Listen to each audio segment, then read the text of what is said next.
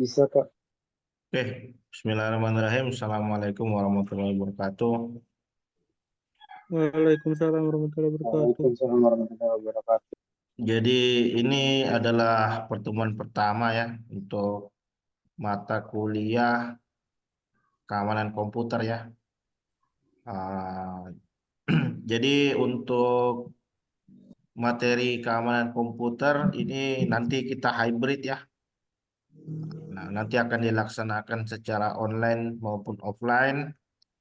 Namun untuk sementara waktu kita laksanakan dulu secara online karena saya sedang ada di luar kota saat ini ya, lagi di Jakarta. Jadi materi keamanan komputer ini eh, akan membahas seputar dua hal ya. Jadi yang pertama itu bagaimana kita membangun kesadaran tentang keamanan komputer. Ya, kemudian kita juga akan membahas terkait metode apa yang selanjutnya bisa kita implementasi di dalam melakukan kegiatan ethical hacking. Ini masih masih banyak yang belum join ini ya. Tolong di Iya, Kak. tolong di follow up dulu ini ke teman-temannya ini, biar segera join. Biar kita bisa segera mulai ya materi kita di hari ini. Jadi di pertemuan satu ini kita ndak banyak materi ya. Jadi saya juga nggak ada slide.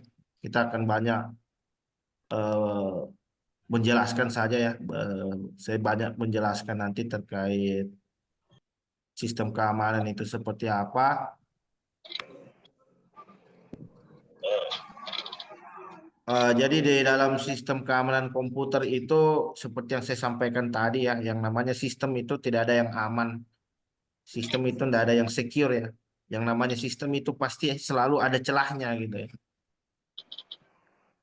Nah, jadi mempelajari keamanan komputer di sini artinya mempelajari terkait bagaimana mengidentifikasi celah keamanan yang ada di sistem, kemudian bagaimana upaya untuk selanjutnya menutup daripada celah tersebut gitu. Nah, karena sekarang banyak insiden ya, banyak kejadian kebocoran data, banyak insiden kebocoran data, kemudian ada data breach, ada apalagi istilahnya pencurian informasi. Nah, kenapa bisa terjadi seperti itu? Karena ada celah, ada kerentanan di dalam sistem yang kita kelola gitu. Makanya Anda jadi programmer itu jangan jadi programmer karbitan gitu. Artinya program yang Anda bangun, program yang Anda kembangkan itu Anda harus pastikan itu betul-betul aman. Karena lain urusannya ketika aplikasi yang Anda sudah kembangkan ini sudah naik ke production, sudah bisa diakses secara online. Sudah bisa diakses secara online, banyak pengunjung. Jadi kita tidak tahu ini tipikal-tipikal orang yang mengunjungi situs kita, kita tidak tahu tipikalnya. Nah, kita tidak tahu tipikal pengunjung. Dan namanya keterbukaan informasi kan artinya semua orang bisa akses gitu. Termasuk hacker, ya, termasuk cracker dan lain sebagainya. Nah, sehingga tentu saja Anda perlu memperhatikan itu terkait keamanan dari aplikasi yang Anda kembangkan. Jadi jangan bikin aplikasi kentang, ya aplikasi secara fungsionalitas dia bagus, tapi secara keamanan dia lemah gitu ya. Ah, apalagi kalau aplikasi yang Anda kembangkan ini nanti akan digunakan di industri, ya, di dunia kerja. Nah, itu jangan main-main itu. Kalau sekarang mungkin selama di bangku perkuliahan mungkin Anda bikin aplikasi apa adanya. Yang penting sekedar jalan, yang penting bisa diakses, yang penting bisa CRUD lah istilahnya. Create, read, update, delete, yang penting berfungsi itu input, delete, update-nya. Betul ya? Yang penting berfungsi itu input, delete, update-nya. Kalau Anda bikin aplikasi sekarang itu yang penting berfungsi itu input, delete, update. Bisa input data, bisa delete, bisa search, terus bisa apa lagi? Ya. Jadi lain cerita ketika Anda kembangkan aplikasi ini di industri untuk dipakai orang banyak. Nah, itu. Kalau sampai bisa diretas aplikasi Anda, itu bahaya. Pasti banyak orang yang selanjutnya nanti dirugikan dari situ. Yang dirugikan siapa? Pertama satu pemilik perusahaan. Perusahaan yang menggunakan jasa Anda untuk pengembangan aplikasi. Terus yang kedua yang dirugikan siapa? Yang kedua dirugikan itu adalah pihak pengguna. Tapi yang paling utama dirugikan itu ya pengguna gitu. Karena wah ini data saya bocor ya, data saya bocor, data saya kalau kalau data Aduh, sampai ini bocor, masih ya halo Vira, ya gimana Mbak Vira?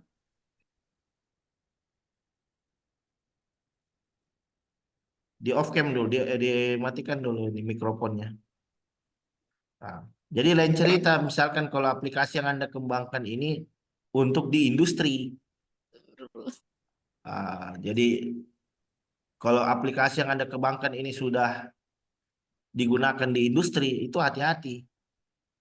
Kalau sampai bisa diretas, wah nanti urusannya sama hukum, bisa-bisa Anda diseret ke penjara karena kelalaian Anda sebagai seorang programmer. Jadi pekerjaan programmer itu sebenarnya menyenangkan ya. Coding sedikit tapi budgetnya bunyi. Nah, proyek bisa sampai belasan sampai puluhan juta itu per proyek. Tapi hati-hati ya.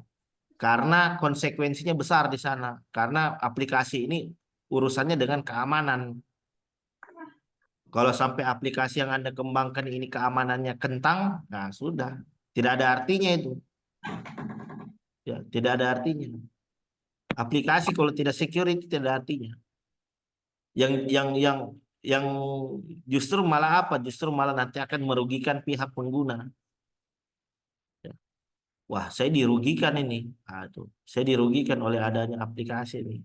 Kenapa? Karena datanya bocor. Karena datanya tidak tersimpan dengan baik. Dan saya kadang lihat aplikasi dan kadang-kadang saya lihat teman-teman kalau buat aplikasi itu datanya tersimpan ke database tidak terenkripsi, telanjang itu datanya bisa dilihat namanya siapa. Tapi pelan-pelan ya namanya teman-teman masih belajar kan. Tapi pelan-pelan itu harus dipelajari bagaimana cara enkripsi data, bagaimana supaya data kita ini bisa dirahasiakan. Jadi pikirkan itu kemungkinan terburuknya. Misalkan kalau database Anda bocor, paling tidak yang dapat data itu tidak akan bisa lihat isi datanya. Kenapa? Karena Anda sudah enkripsi itu. Anda sudah proteksi dengan menerapkan enkripsi dan lain segala macam. Nah, jadi pertimbangkan itu terkait security. Nah, jadi ini banyak saya temui ya. Jadi jangankan mahasiswa, bahkan ada dosen sekalipun itu yang seperti itu, yang tidak mengimplementasi dari yang namanya secure coding. Nah, tidak mengimplementasi dari yang namanya secure coding itu. Jadi harus pelan-pelan. Bahkan ada praktisi sekalipun ya. Jadi apa namanya? Kurang mengimplementasi itu yang namanya coding. Anda mungkin saat ini itu coding tapi belum secure-nya gitu. Bukan berarti saya bisa jadi karena lalai, bukan karena tidak tahu, bisa jadi karena lalai yang buru-buru, nah, itu hati-hati. Anda sekarang ini mungkin belajar coding belum secure-nya, tapi ketika nanti Anda sudah mahir dari sisi coding, Anda mulai belajar secure-nya. Nah, itu. Sehingga apa? Sehingga nanti Anda paham itu tentang secure coding, ya, coding, secure coding, bagaimana menerapkan suatu coding programming yang secure, yang aman gitu. Dari sisi validasinya dia kuat, dari sisi fungsionalitasnya dia bekerja dengan baik, dari sisi apa lagi? Nah, jadi Anda harus paham itu. Tapi enggak apa-apa. Enggak apa-apa ya. Namanya juga baru belajar ya. Enggak apa-apa, belajar coding dulu. Tapi ketika sudah masuk ke industri, nah itu coding Anda yang saat ini itu sudah jauh perbedaannya. Itu sudah berbeda sekali 360 derajat. Itu. Karena memang codingnya sudah betul-betul coding yang bukan kaleng-kaleng. memang coding yang memang betul-betul sudah secure itu dari sisi penerapan. Karena ini berbicara orang banyak, ya. Berbicara orang banyak, berbicara kerahasiaan, keamanan. Nah, itu. Jadi harus hati-hati. Nah, jadi banyak saya temui. Jadi masalah keamanan ini tidak melihat aspek ya. Makanya saya bahkan yang sudah kerja bertahun-tahun pun di bidang programming ini kadang masih lalai. Mau itu guru, mau itu dosen, mau itu mahasiswa, mau itu siapapun itu, mau itu praktisi, masih ada yang apa namanya lalai gitu terhadap isu security ini. Nah, sehingga yang namanya security ini memandang golongan siapa saja yang lalai, siapa saja yang lengah bisa menjadi korban dari adanya kejahatan siber. Nah, ini sering terjadi, saya dengar peretasan di mana-mana. Kenapa? Kenapa bisa sampai diretas? Karena usernya yang lalai. Karena programmernya yang tidak mengembangkan aplikasi dengan baik. Jadi macam-macam ini. Kadang programmernya sudah bagus buat aplikasinya, tapi penggunanya lagi yang lalai. Ya, kadang penggunanya udah aware terhadap security, programnya lagi yang kurang aman. Kadang usernya sudah terlatih, sudah teredukasi, sistemnya sudah aman, infrastrukturnya lagi yang tidak aman. Jadi makanya ketika kita berbicara security ini kita berbicara dari seluruh aspek ya, top down, dari atas ke bawah, dari seluruh lapisan. Nah, jadi harus ada implementasi security itu keamanan di 3 hal. Jadi pertama di proses, ya. Jadi harus menerapkan keamanan di dalam proses. Terus kedua manusianya, ya. Terus kemudian people, proses dan apa lagi satu. Jadi keamanan itu berhubungan erat dengan people dan proses dan aturan kebijakan. Jadi security itu kebijakan dari aturan harus didefinisikan aturan tentang security yang baik itu seperti apa, tentang SOP, terus turun di bawahnya di level teknikal. Orang teknikal harus bisa mengimplementasi security dengan baik. Turun lagi di bawahnya di bagian operasional. Operasionalnya juga harus bisa memantau, menerapkan security. Nah, jadi ini kita masih slow ya, kita masih slow kan. Ini masih pertemuan pertama, jadi nanti kita akan belajar ya bagaimana namanya melakukan penetration testing. Jadi saya lebih suka bilang penetration testing daripada hacking. Kalau hacking itu kan kadang konotasinya negatif ya. Kalau berbicara hacking itu kan kadang gimana ya, ngeri-ngeri sedap lah kalau kita orang dengar begitu ya. Ngeri-ngeri sedap. Nah, itu. Kalau orang bicara hacking itu. Nah, jadi kalau kita itu biasa bahasa ya sopannya itu bilang penetration testing. Kita pentes itu sistem keamanan aplikasi, kita pentes infrastruktur, kita pentes. Jadi kita cari tahu itu kira-kira sistem keamanan ini ada kerentanan enggak yang bisa dieksploitasi oleh attacker gitu. Jadi boleh pakai hacking, kalimat hacking, tapi dengan catatan ada kata etikal di belakangnya. Ethical hacking. Artinya peretasan terjadi tapi secara etis. Melakukan peretasan secara etis. Jangan belajar hacking sedikit terus Anda belajarnya di websitenya orang. Nah, itu jangan. Baru tahu SQL injection sedikit, baru tahu XSS sedikit, langsung Anda eksperimen, langsung Anda performance itu di websitenya orang. Oh, hati-hati. Kalau terdeteksi aktivitas Anda itu langsung diciduk gitu. Diciduk mewek. Nah, itu. Kena ciduk mewek. Nah, itu hati-hati. Makanya ada istilahnya ethical hacking supaya Anda belajar security itu secara etis. Jadi dibikin itu lingkungannya, environmentnya, bikin labnya, Anda pentes di situ, Anda bikin, Anda pentes, Anda buat sendiri aplikasinya, Anda uji sendiri itu keamanannya.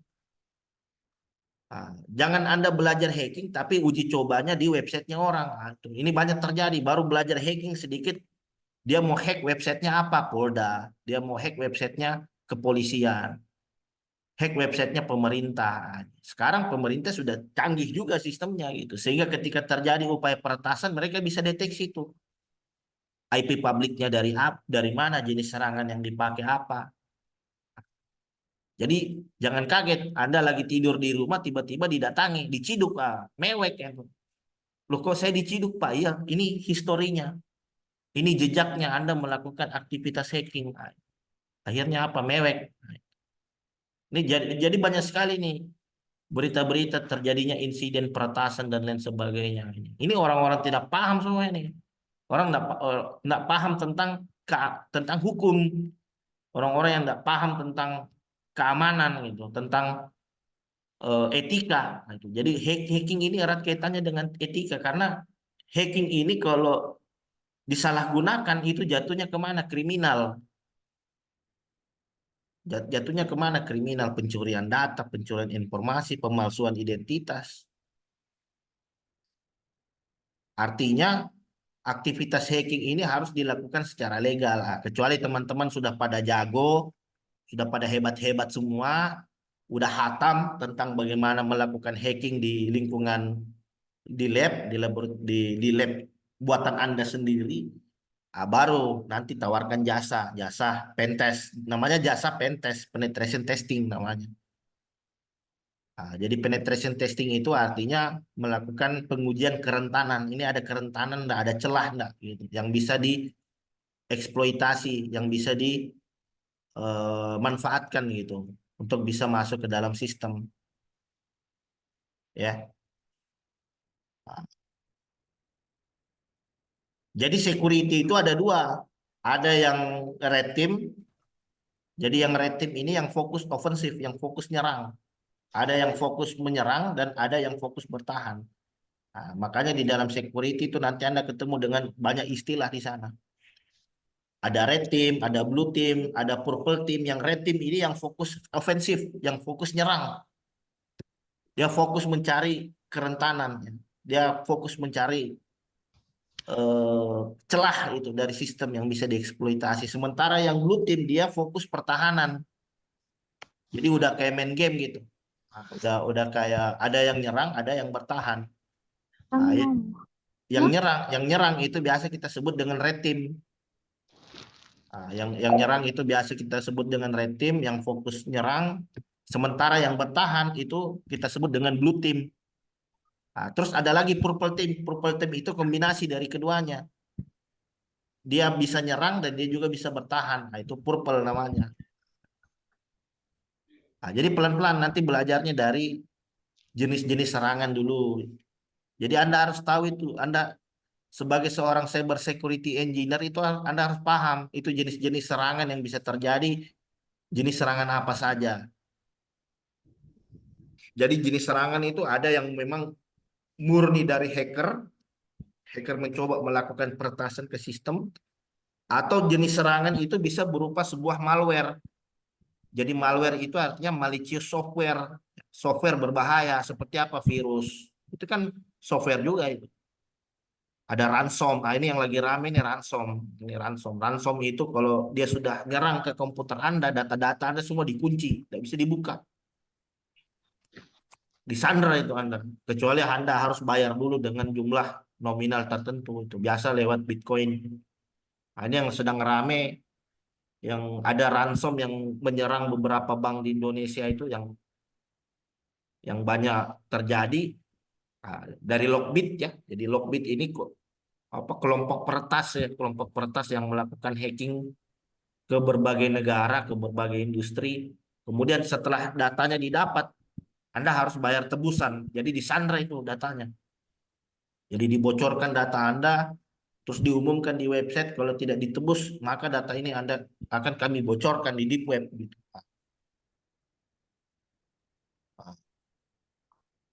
Terus ada lagi Trojan ya banyak. Terus jadi harus paham dulu jenis-jenis serangannya. Jadi paham jenis serangannya, motifnya, apa yang ditargetkan oleh jenis serangan tadi, kemudian baru belajar bagaimana cara nyerangnya, misalkan melakukan XSS. Nah, bagaimana cara membuat virus, bagaimana cara membuat mencari kerentanan. Nah, jadi bertahap. Setelah paham cara nyerangnya, batu belajar lagi gimana cara bertahannya. Karena bertahan yang baik adalah dengan menyerang. Nah, sama kayak bermain catur ya. Bertahan yang baik adalah dengan menyerang. Gitu. Karena kalau gimana mau bertahan, kalau cara nyerangnya sendiri Anda tidak paham gitu kan. Jadi Anda harus paham itu cara nyerangnya gimana. Oh, SQL injection seperti ini, XSS seperti ini. Oh, cara bertahannya nanti seperti ini, seperti ini, seperti ini. Nah, itu. Jadi tidak ada itu orang bertahan tapi tidak tahu cara nyerangnya gimana. Apa yang mau dipertahankan kalau cara nyerangnya sendiri tidak tahu, ya. Jadi harus paham itu cara nyerangnya gimana, ya. Cara melakukan penetrasi ke layanan website seperti apa, cara pentest ke dalam mobile seperti apa, cara pentest ke perangkat endpoint seperti apa. Harus paham itu.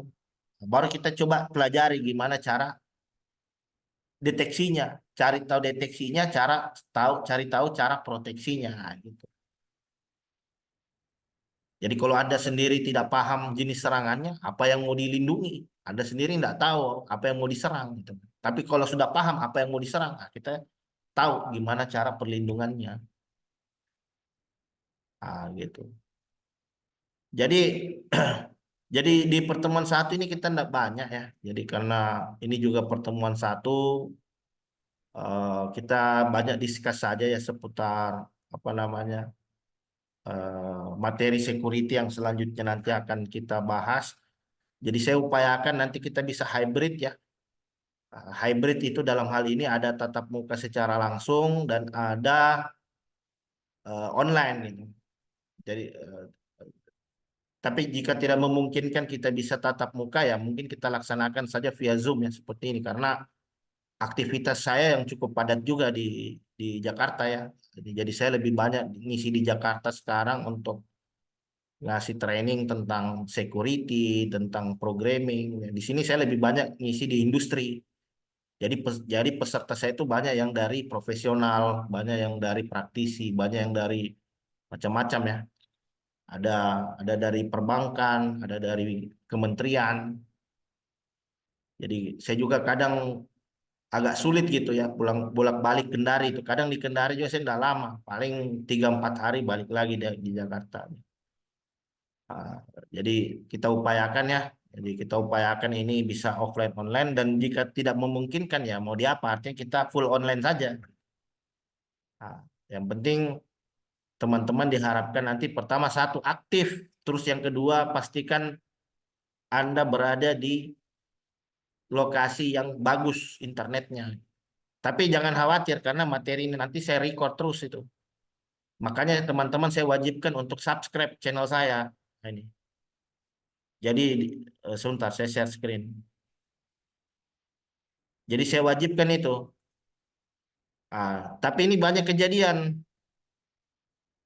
YouTube, jadi nanti tinggal Anda subscribe. Jadi semua rekaman materi terkait perkuliahan kita nanti bisa dinonton di sana.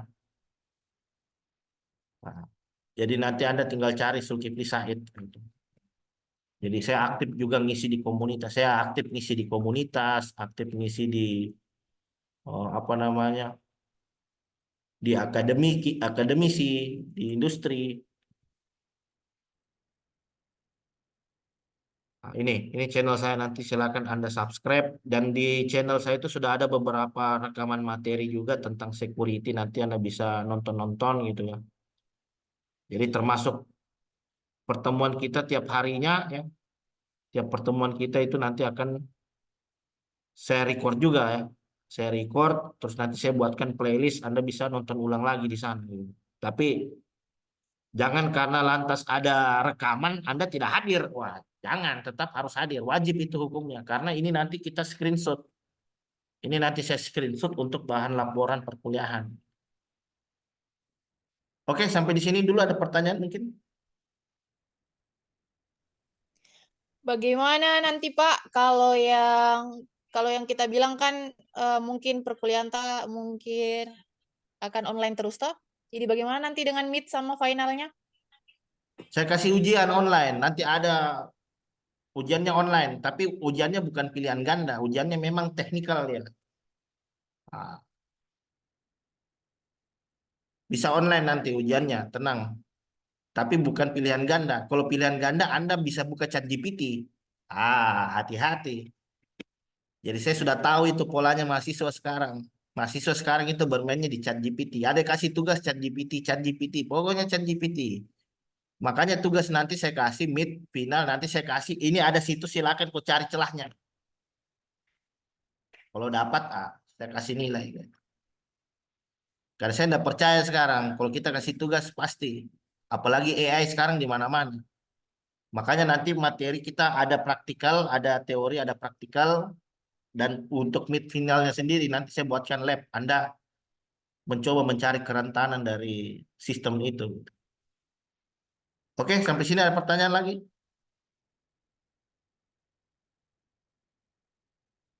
Halo? Halo?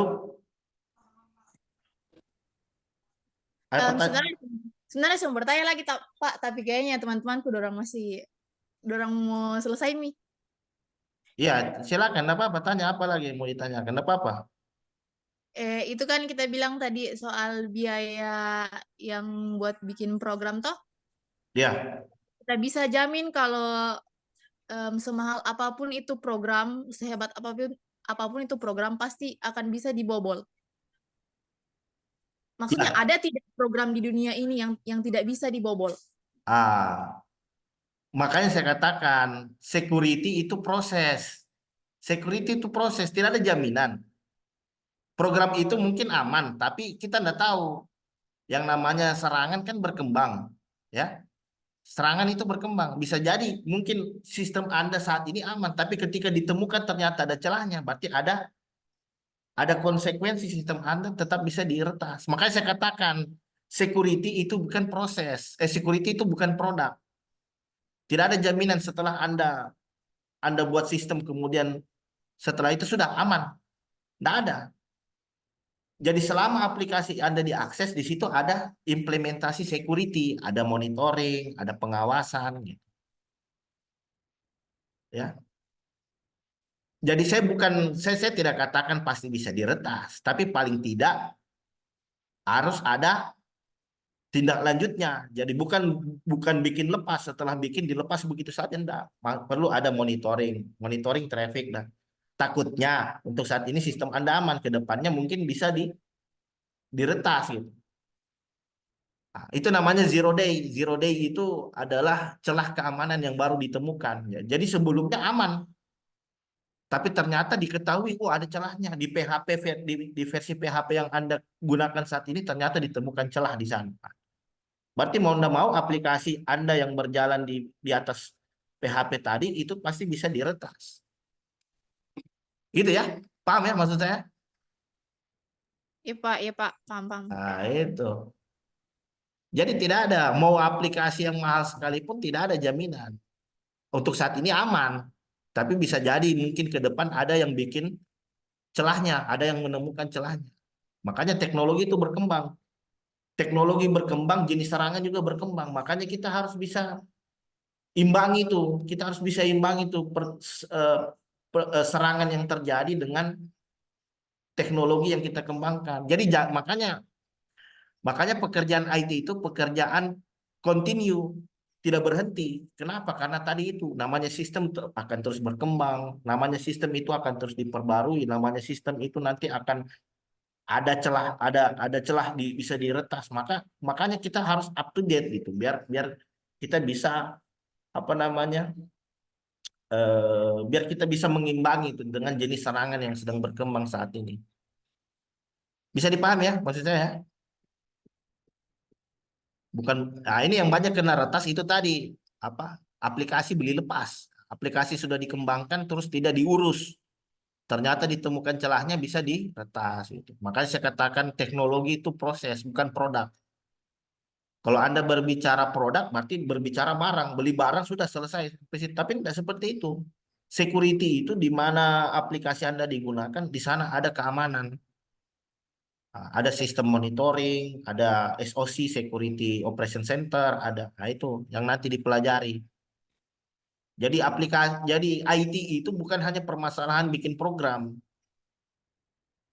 Ya, jadi sempit sekali skop cara berpikir Anda kalau Anda mengatakan IT itu hanya buat program. Enggak. Ada security, ada jaringan, ada data analis, ada data scientist. Jadi banyak skopnya. Jadi satu bidang IT saja itu sangat luas. Makanya banyak keahlian-keahlian di sana. Ada desain, ada programming. Nah, itu semua butuh keahlian khusus gitu. Saking luasnya ilmu IT itu. Oke, ada pertanyaan lagi di sini? Pak, Pak, Ya, ya, silakan, silakan. kan tadi kita bilang kalau di masalah di bagian security-nya program kan itu dari user kan juga bisa salah dari usernya. Maksudnya itu salah dari usernya apa ya?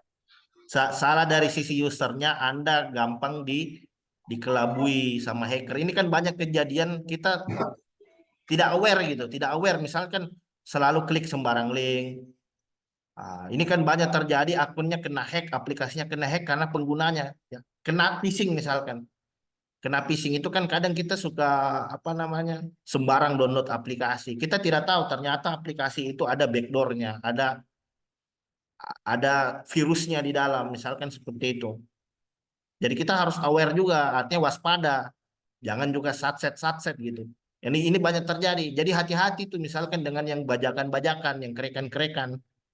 Ya, bisa jadi ketika karena kita tidak tahu isi aplikasinya apa, kita install di sistem ternyata aplikasinya itu selanjutnya mengambil data-data sensitif. Mungkin Anda pernah dengar itu apa? Ada undangan-undangan APK di WA itu ya, biasa kita download APK gitu ya. Iya, iya, Pak. Ya. Undangan ketika Anda download, Anda install, set, jebret, langsung diambil itu datamu itu. Kenapa bisa terjadi? Kenapa bisa terjadi itu? Karena Anda yang lalai, Anda yang tidak teliti. Itu virus, itu masa ada undangan formatnya APK? APK kan itu sistem yang nanti diinstal di Android. Kalau dia sudah masuk di sistem, dia punya akses ke dalam sistem, berarti dia punya akses ke data. Ketika dia punya akses ke data, sudah tamat sudah itu. Dia bisa akses kontakmu, foto-fotomu. Tiba-tiba ada foto-foto yang foto-foto nyelenehmu itu tiba-tiba langsung ada di internet. Nah, itu kenapa? Bisa jadi itu karena kelalaian dari penggunanya gitu. Jadi kerentanan itu dua, entah itu korbannya aplikasi, entah itu korbannya pengguna, usernya itu sendiri. Gitu ya. Ya, ya. Oke, mungkin itu saja ya, tidak kita enggak mungkin kita enggak perlu lama-lama untuk pertemuan satu ini. Nanti kita agendakan lagi untuk pertemuan kedua. Jadi untuk jamnya sendiri nanti kita kondisikan. Jadi saya kadang kalau ada project training juga itu kadang sampai sore ya, mungkin kita bisa masuk di malamnya ya, malam hari atau mungkin di siang hari nanti koordinasi saja di grup. Sama enggak usah ada SIA, SIB, enggak usah. Ya, jadi malah bikin pusing saya nanti itu. Saya enggak tahu itu yang mana orangnya ini SIA. Jadi bikin satu saja, bikin satu saja. Nanti supaya enak termanage gitu kalau dalam satu grup. Oke, ada lagi pertanyaan sampai di sini?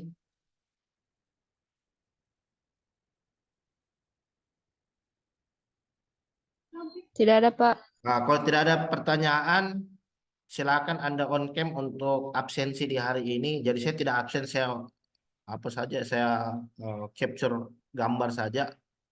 Jadi ada slide 1 dan slide 2. Sebentar saya lihat ini.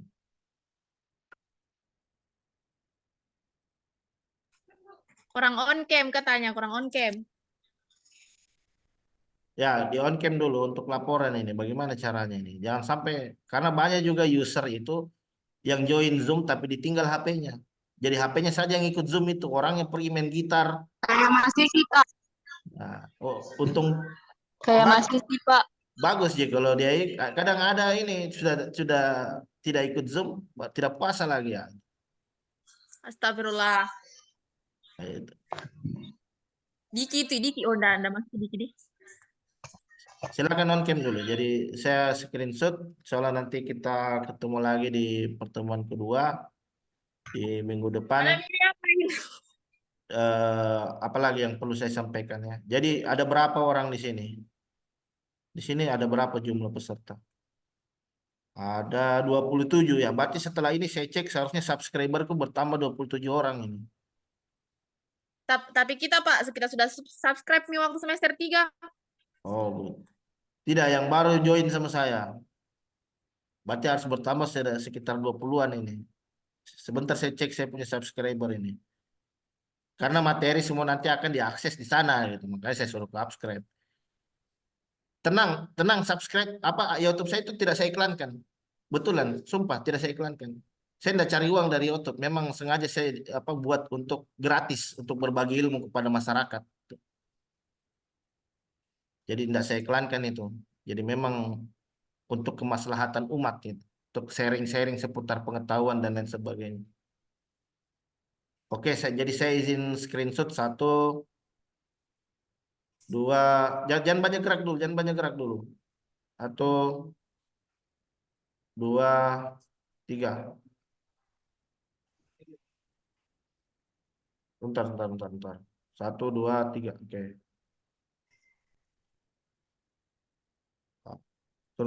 Terus slide berikutnya lagi. Slide berikutnya lagi. 1,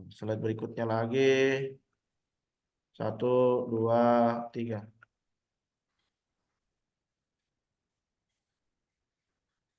Oke, ya. Mungkin itu saja untuk pemaparan materi. Terima kasih banyak atas waktu yang telah diberikan. Saya bisa tutup dengan ucapan alhamdulillah. Wabillahi taufiq walhidayah. Assalamualaikum warahmatullahi wabarakatuh. Waalaikumsalam warahmatullahi wabarakatuh. Waalaikumsalam.